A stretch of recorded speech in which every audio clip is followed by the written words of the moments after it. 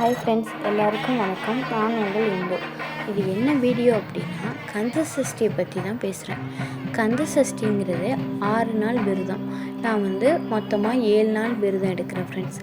கடந்த 2 வருஷமாக இந்த விரதம் எடுக்க ஆரம்பித்ததுக்கப்புறம் என் லைஃப்பில் பாசிட்டிவிட்டினா என்னன்னு தெரிய ஆரம்பிச்சிச்சு. பாசிட்டிவிட்டி, அப்புறம் முருகரை பற்றி நிறைய பேர்கிட்ட நானே என்னை அறியாமே பேசுவேன் ஃப்ரெண்ட்ஸ். எப்படின்னே தெரில, அது நிறைய பேர்கிட்ட நானே சொல்லுவேன். முருகரை பற்றி, முருகரோட திருப்பாராயணம், வேல்மாறல் எல்லாமே நான் படிக்க ஆரம்பித்தேன். முருகரை பற்றி நினைக்க அந்த பாட்டு ஒன்று இருக்கும்ல, சொல்ல சொல்ல இனிக்கிதடா, அந்த பாட்டு மாதிரியே எனக்கு முருகர் லைஃப்பில் நிறைய சக்ஸஸ் கொடுத்துருக்காரு. இன்க்ளூட நானாக அவரை கும்பிட ஆரம்பித்த ஃபஸ்ட்டு ஸ்டேஜில் எனக்கு நிறைய சோதனை கொடுத்தாரு. சோதனை எங்கே போனாலும் எனக்கு ஃபெயிலியர்னு தான் வரும். ஃபஸ்ட் எடுத்தோடனே என்னை எப்படி உடச்சேன்னு அடி வாங்குவேன்னு தெரிஞ்சு அவர் எங்கள் அம்மாவை குறிக்கோள் வச்சு எங்கள் அம்மாவுக்கு நிறைய ஹெல்த் இஷ்யூஸ் எல்லாம் உருவாக்குனார். ஆனால் இப்போ அந்த ஹெல்த் இஷ்யூஸ் பற்றி பார்த்தா எங்கள் டாக்டர்கிட்ட போய் கேட்டால் அது எதுவுமே இல்லைம்மா, எல்லாமே நார்மல் ஆயிடுச்சு, எந்த பிரச்சனையுமே இல்லை அப்படிங்கிற சொல்கிற அளவுக்கு மாறிடுச்சு. முருகர் திருப்புகளை நம்ம அவரை பற்றி யோசிச்சுக்கிட்டே இருக்கணும். அவரை பற்றி நம்ம மறந்துட்டோம் அப்படின்னா நம்ம அவர் நம்மளை நீ என்னை மறந்துட்டியே அப்படின்னு சொல்லிட்டு எப்படியாவது ஒன்று இது பண்ணுவார். அதனால் இந்த 7 நாள் கந்த சஷ்டி விரதம் நான் உண்மையாக என் மனசுக்கு தோணுனதை நான் செஞ்சேன். இவங்க பண்ணாங்க அவங்க பண்ணாங்க அப்படிலாம் இல்லை. என்னால் என்ன பண்ண முடியுமோ அதை நான் பண்ணி சாமி கும்பிட்டேன். அப்புறம் இது நான் யதார்த்தமாக சும்மா சரி ஒரு 2 வருஷத்துக்கு முன்னாடியே முருகரை பற்றி ஒரு ரீல்ஸ் பார்த்துக்கிட்டு இருந்தேன்.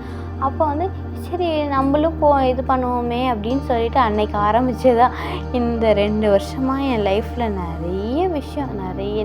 நிறைய விஷயங்கள் மாறி இருக்கு. இன்க்ளூட் என் ஹஸ்பண்ட் உட்பட. என் ஹஸ்பண்டும் எனக்கு முருகர் எப்படி என் லைஃப்பில் வந்தார் அப்படிங்கிறத பார்த்தீங்கன்னா, என் வீட்டுக்கார் பேர் ஆறுமுகம்.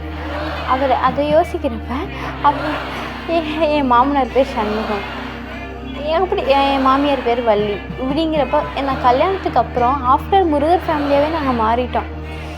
அதுக்கப்புறம் தான் சரி நம்ம லைஃப்பில் ஒரு முருகர் வந்திருக்காரு, சரி இதுக்கப்புறம் நம்ம எதுக்காகவும் யாருக்காகவும் எங்கேயும் நிற்கக்கூடாது, நம்ம அப்பா முருகர் இருக்கார், திருச்செந்தூர் செந்திலாண்டவர் இருக்காருன்னு சொல்லிட்டு அதுலேருந்து என் லைஃப்பை முருகருக்காகவே நான் ஸ்டார்ட் பண்ணிட்டேன். எல்லாருமே கேட்குறாங்க, என்ன ரொம்ப முருகர் கும்பிட்ற, முருகர்னு அப்படின்னு சொல்லிட்டு ரொம்ப கிண்டல்லாம் பண்ணுறாங்க. அதெல்லாம் யார் பேசுகிறதையும் நம்ம காதிலே வாங்கிக்கக்கூடாது. நம்ம லைஃப்பில் என்ன முக்கியமோ அதை மட்டும் தேடி ஓடுங்க.